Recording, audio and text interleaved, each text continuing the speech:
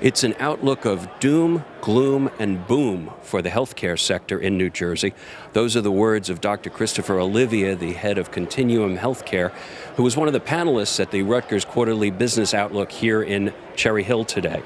If you're a physician, you're gloomy, right? You're worried about the future, worried about fee-for-service medicine. You pretty much exist at the bottom of the economic food chain because the big dollars go to the insurers, the next dollars go to the hospital systems, and then they kind of trickle down to medical practice. Most physicians are in small practice and are small business men and women, so they have the least leverage in the system. So they're concerned about the future. The boom is for entrepreneurs, particularly those who can apply technology to healthcare and come up with solutions around what we call the triple aim, and that is the improved health and care of the individual, the improved aggregate health of the population, and lower aggregate cost, right? That's what the triple aim by the Institute of Medicine is known as. And if you have solutions for that over the next 6 months, 1 year, 2 years, 3 years, you'll have a lot of opportunity. So that's where, Peter, the optimism comes from, which is that we clearly have an industry in healthcare that's problematic, right? And I like to say any industry that has overcapacity, prices out of control, and dissatisfied customers, and by the way, if you're in that industry, lawyers, you're going to find disintermediation, right? It's ripe for disintermediation. Now, I see 3 large industries where we have that in this country, and that is healthcare, higher education, and the federal government. Now, I've been involved in higher education and healthcare, and we're one of the causes for that problem in the federal government, state governments, right? So anytime you have an industry that has those dynamics, it's ripe for change, and that's certainly occurring in healthcare. Now, the doom of the gloom, boom, and doom comes from the hospitals and other providers that have high-cost services, particularly if you have high-cost niche services, because the government's been taking aim at those through Medicare, and then the private sector generally follows what the government does.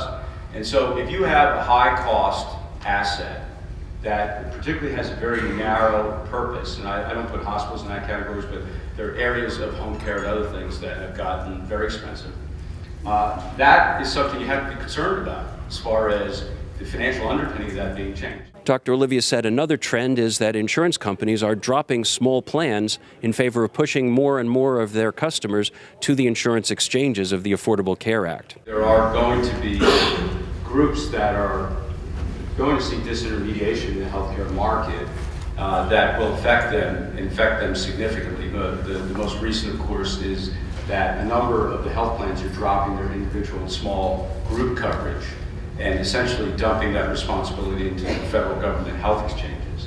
And that greatly impacts small business here in South Jersey.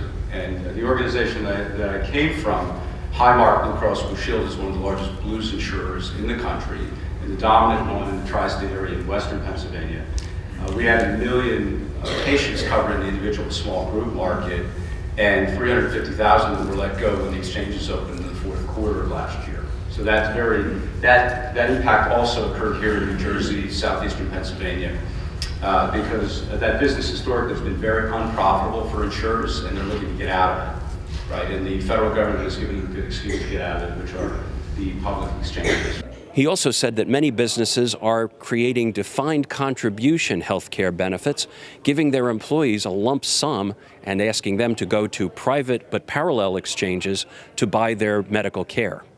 Fourth quarter last year, a number of large businesses, among them, I believe it was IBM, Walgreens, Time Warner, said, we're taking all our retirees, we're giving them a defined contribution, and then they're going to go on a private exchange to operate next to the parallel exchange and buy their health insurance.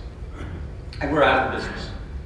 So that trend, and within that trend, high deductible health plans, because that's what's in the public exchanges, is happening all around us.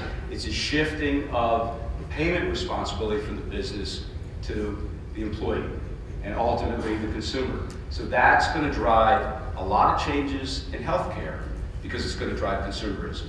The average deductible on a public exchange in New Jersey in the bronze plan, which 70% of the enrollees are expected to enroll in, is $6,500 for an individual and over $12,000 for a family. Think about that. The average delivery is $6,000. You have to have 2 deliveries in a year for a family just to get to the first dollar of coverage.